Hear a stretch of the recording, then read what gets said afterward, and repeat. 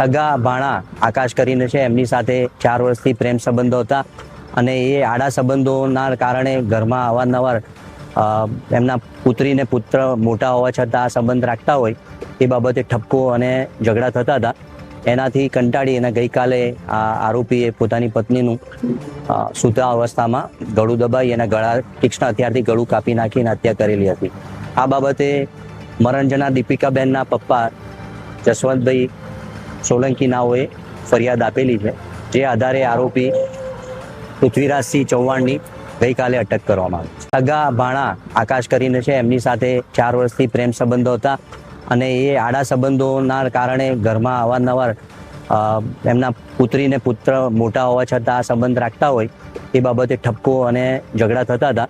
એનાથી કંટાળી અને ગઈકાલે આ આરોપીએ પોતાની પત્નીનું સૂતા અવસ્થામાં ગળું દબાઈ અને તીક્ષ્ણ હથિયારથી ગળું કાપી નાખીને હત્યા કરેલી હતી.